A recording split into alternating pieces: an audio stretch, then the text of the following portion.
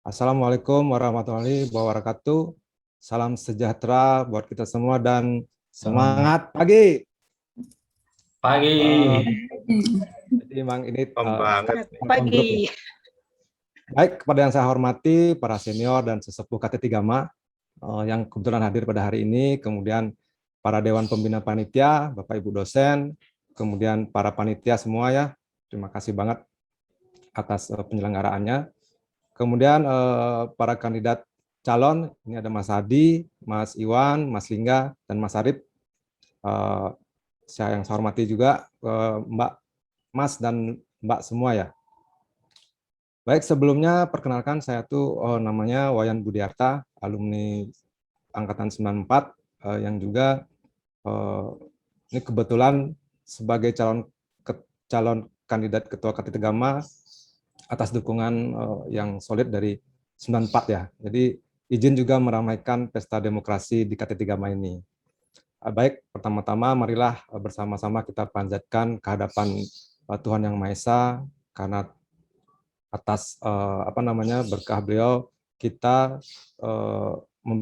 telah diberikan karunia kepada kita semua sehingga pada hari ini kita semua dalam keadaan sehat dan bisa menghadiri kegiatan ini, dan juga mungkin kita doakan buat rekan-rekan kita yang kebetulan lagi sakit, semoga cepat sembuh. Izin untuk mempercepat waktu, saya akan memaparkan visi misi program jika nanti misalnya terpilih menjadi Ketua KT3MA ya. Tadi sudah jelaskan karir saya, saya sempat di Merpati Airlines, terus di Patrakom, kemudian di Telkomsat sebagai GM Sales sekarang ini. Untuk menghandle menghandle penjualan satelit transponder Telkom baik di India maupun juga di Indonesia, khususnya untuk segmen OLOS ya, operator. Jadi untuk pengalaman saya tuh di organisasi, saya juga pernah ikut di untuk unit Korania di BEM, kemudian di klub otomotif juga pernah, kemudian saya juga menghandle sekarang ini yayasan ya, ada 2 yayasan yang kita handle. Kemudian saya pernah di organisasi Asosiasi Satelit Indonesia, kemudian saya pernah di organisasi Paguyuban juga, dan mungkin juga saya juga aktif membantu Mas Agus sebagai pengurus KT3MA Kabit 3 ya. Nah, untuk berbicara mengenai visi, saya pikir hampir-hampir mirip juga dengan Mas Hadi dan mungkin juga dan yang lainnya kalau saya kemarin lihat, tapi saya ingin bacakan aja bahwa visi visi KT3MA menurut saya adalah nantinya bisa menjembatani seluruh anggota KT3MA menjadi kompak dan guyup sehingga mampu meningkatkan sinergi antar anggotanya untuk memberikan manfaat yang sebesar-besarnya untuk para anggotanya, seluruh stakeholder, dan juga tentunya untuk bangsa Indonesia ya, untuk nusa dan bangsa. Jadi dengan visi ini saya berharap nantinya pengurus KT3MA itu bisa menjembatani bahwa KT3MA adalah satu keluarga besar. Kalau istilahnya Jawa itu mungkin kadang ya, kekadangan. Jadi dengan kalau sudah kadang itu artinya kan akan sangat mudah untuk sinergi. Jadi angkat sangat mudah untuk sinergi dan tentunya akan menggunani ya seperti itu. Jadi kasarannya kalau misalnya ada keluarga, ada saudara kita yang miskin, tentunya kita yang kaya dengan ikhlas juga membantu seperti itu. Ya, tapi tetap dalam perspektif saya adalah suatu keadaan yang positif. Jadi tidak serta-merta menjadi berlebihan seperti itu. Ya, istilahnya ngono yang ngono ning ojo ngono seperti itu. Tetapi dalam persaudaraan ini tetap dalam kerangka profesional ya, karena kita semuanya berprofesi, jadi kita profesional dan tentunya good governor nantinya.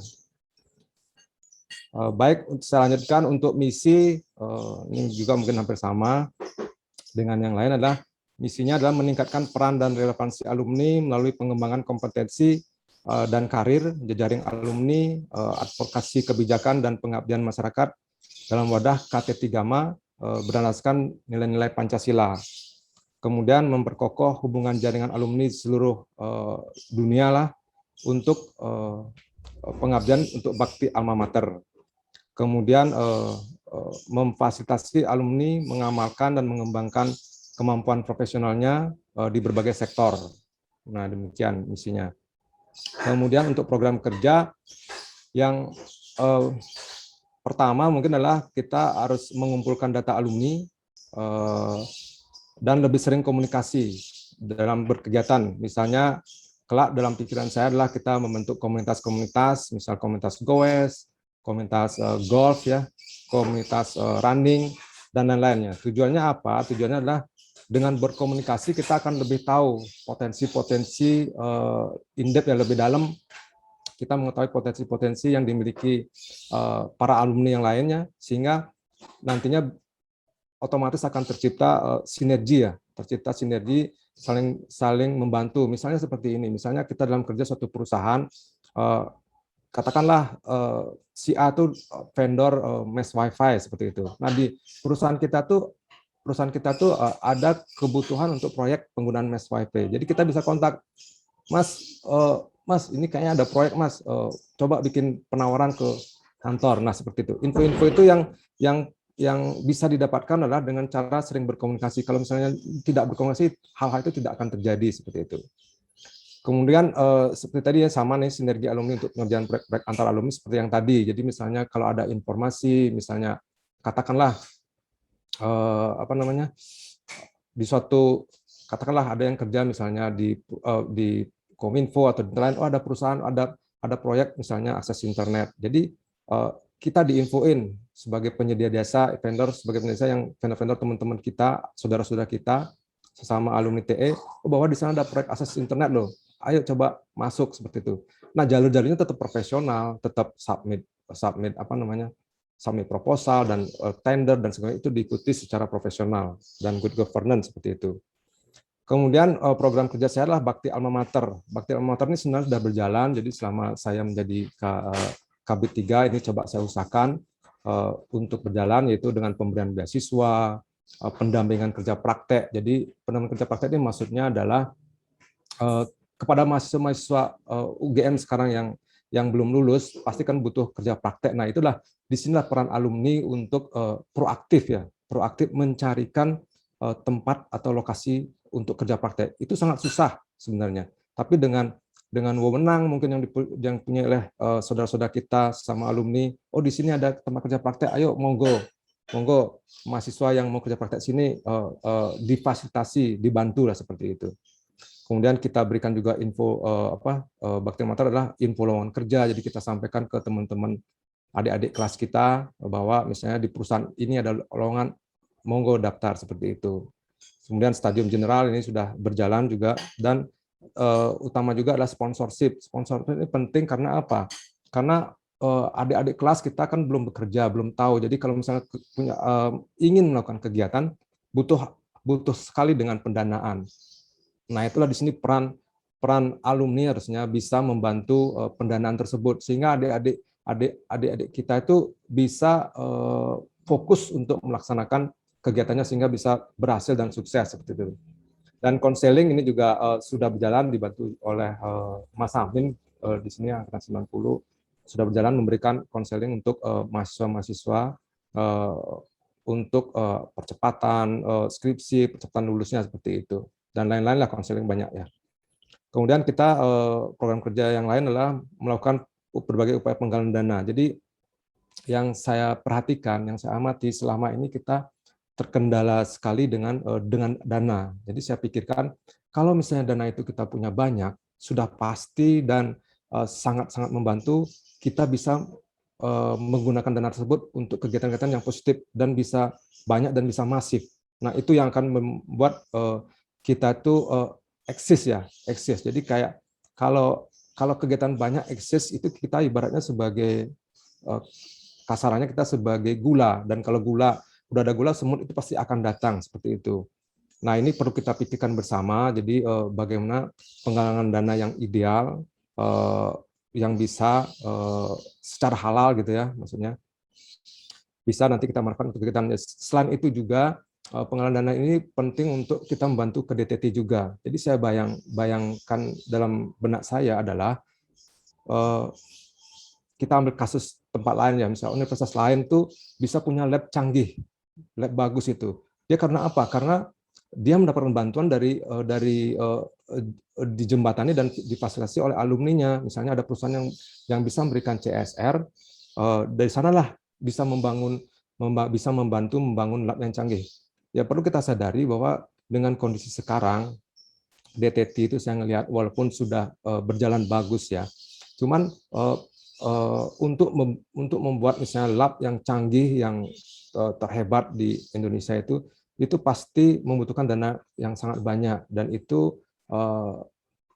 saya yakin pendanaan dari yang existing sekarang baik dari pemerintah maupun dari universitas itu tidak akan sanggup untuk membiayai seperti itu. Nah, itulah dibutuhkan kita sebagai alumni bisa menjembatani dana-dana CSR dari perusahaan-perusahaan itu untuk bisa kita giring membantu penyediaan lab. Jadi kita bayangkan kalau labnya aja bisa canggih dengan potensi dari pinternya orang-orang adik-adik alumni UGM itu dengan mahasiswa UGM itu, tentunya hasil lulusan dari UGM itu akan semakin canggih, dalam arti banyak perusahaan akan sangat-sangat melirik. Karena apa? Karena lulusan alumni UGM itu sudah siap kerja di industri. Karena apa? Karena didukung oleh fasilitas lab yang sangat memadai. Nah, itu seperti itu.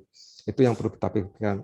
Dalam benak saya itu nanti penggalangan dana itu kita seperti dengan sebelah, misalnya kita bisa membuat golf event, kemudian kita bisa membuat seminar event, kemudian kalau terpaksanya mungkin donasi dari member ataupun dari transaksi bisnis di antara para alumni seperti itu. Nah, tentu program kerja yang terakhir adalah pengabdian masyarakat. Nah, ini sebenarnya kalau misalnya ada gempa, ada masalah kita ataupun seperti sekarang ada masa pandemi yang Pak Adi sudah sangat aktif. Terima kasih sekali sudah membuat acara misalnya vaksin itu saya tuh sangat mudah dilaksanakan bagi alumni ya. Tinggal waktu kumpul, kemudian kita mempunyai link-link yang bisa dimanfaatkan untuk mendapatkan vaksin, untuk mendapatkan lokasi tempat, itu tinggal bisa diskusi dan itu sangat membantu masyarakat yang membutuhkan vaksin pada saat ini. Nah, kalau misalnya nanti ada kejadian-kejadian yang tentunya kita tidak harapkan, misalnya ada gempa seperti kasus dulu di Jogja, kita bisa proaktif untuk membantu seperti itu. Jadi mungkin itu yang dapat saya sampaikan. Di samping program kerja yang lainnya tentunya sudah dikerjakan juga oleh pengurus sebelumnya, yaitu mengenai legalnya organisasi. Nah, itu juga menjadi penting supaya organisasi ini bisa bergerak lebih lincah, lebih aktif, tentunya dengan dukungan dari pengurus-pengurus juga yang aktif, sehingga apa yang kita harapkan bahwa peran alumni KT3 Ma itu bisa sangat sangat berperan baik untuk anggotanya, untuk stakeholder KT3 Ma semua, dan juga berkontribusi untuk bangsa Indonesia. Mungkin itu yang saya dapat sampaikan. Acara saya kembalikan kepada Mbak Amira. Terima kasih.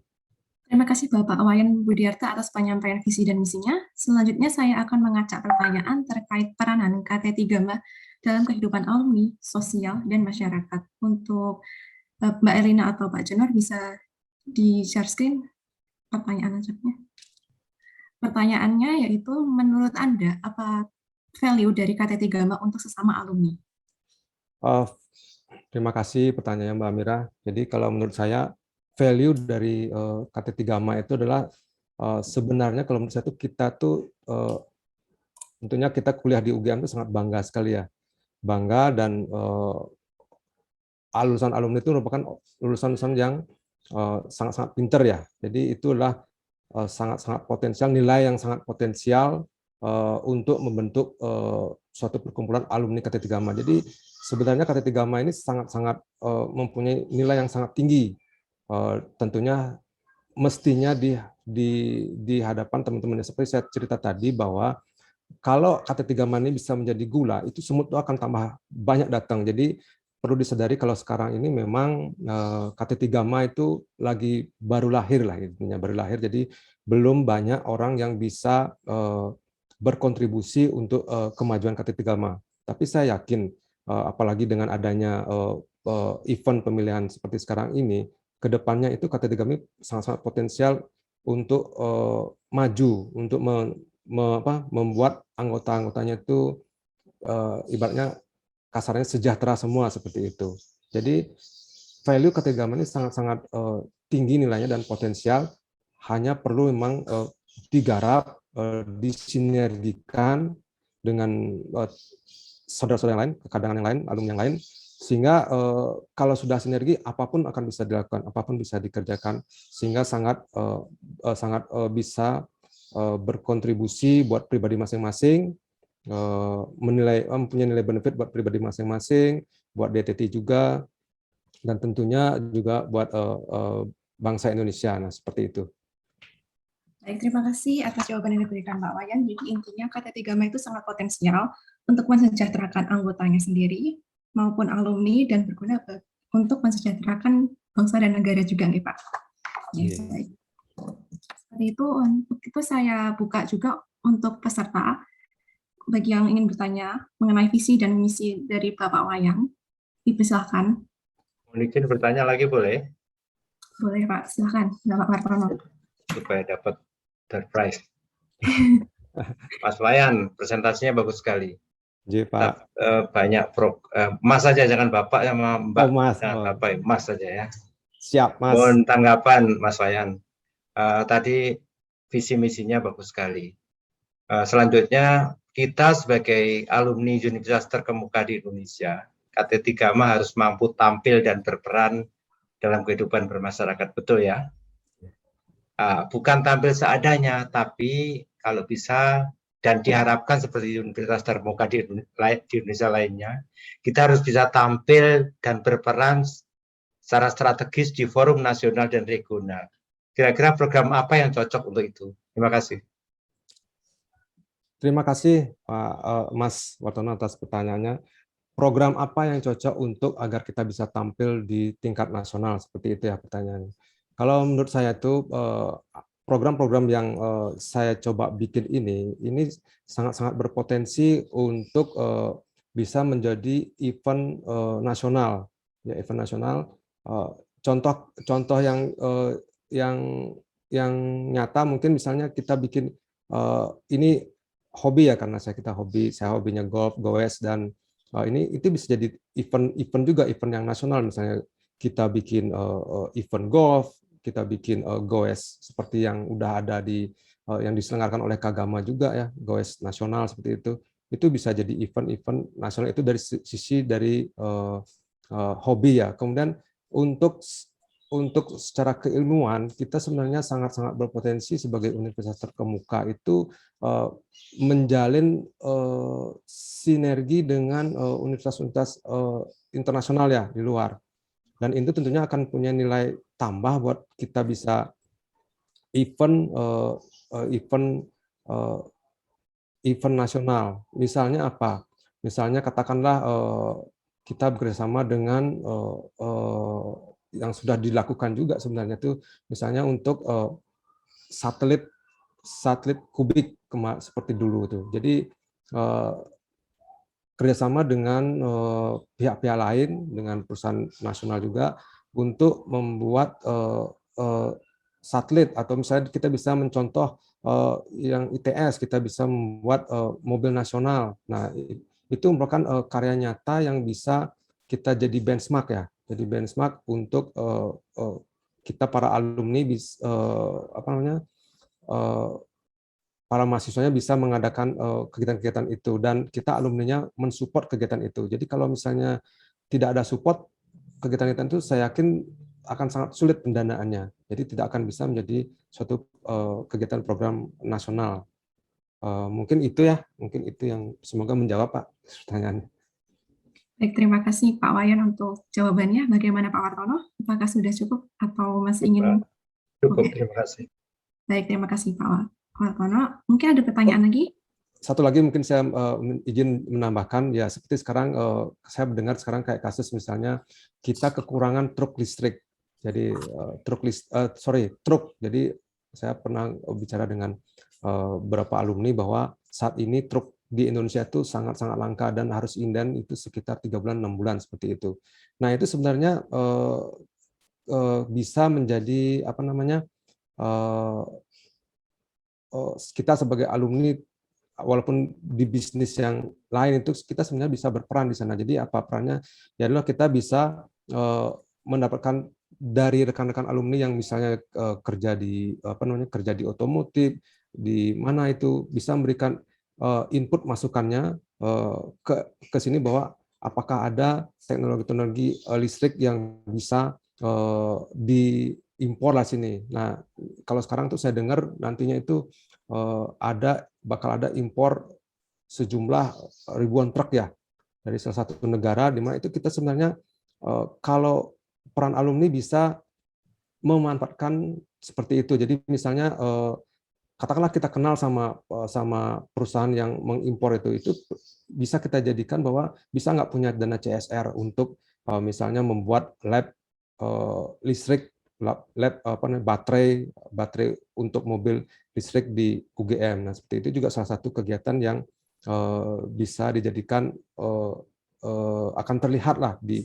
tingkat nasional. Oh, UGM punya fasilitas lab untuk pembuatan baterai listrik yang canggih. Nah, seperti itu misalnya. Terima kasih. Baik, terima kasih Pak Wayan untuk atas tambahan pemaparannya. Mungkin ada satu slot lagi pertanyaan.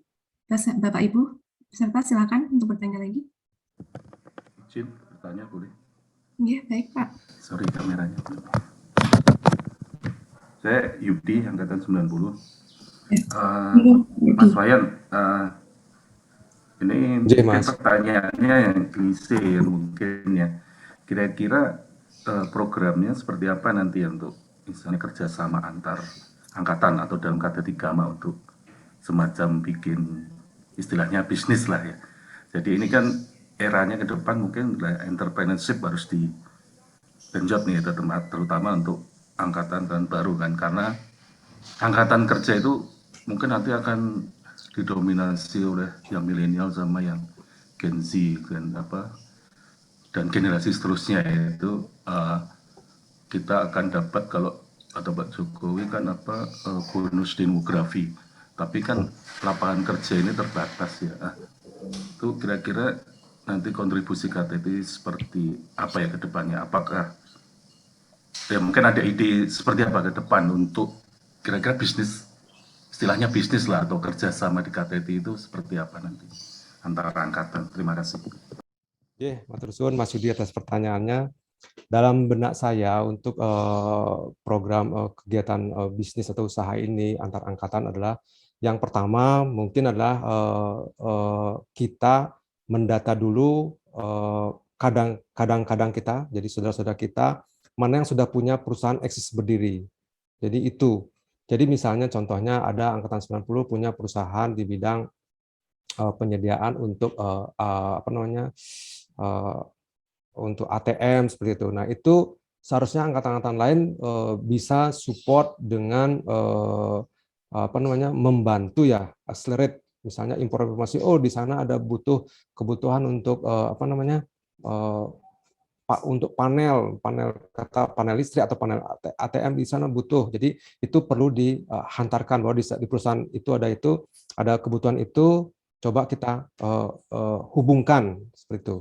Nah, itu cara sebenarnya yang sangat-sangat mudah, sinergi apa namanya, untuk bisnis ya. Kemudian yang kedua adalah membuat perusahaan. Jadi membuat perusahaan tersendiri, perusahaan KT3MA gitu. Jadi dengan apa? Dengan memanfaatkan orang-orang yang profesional yang mungkin nganggur ya, atau mungkin karirnya mentok gitu, seperti itu. Jadi bisa dibikin kesepakatan untuk membuat perusahaan KT3MA, ini bisa lintas angkatan tentunya.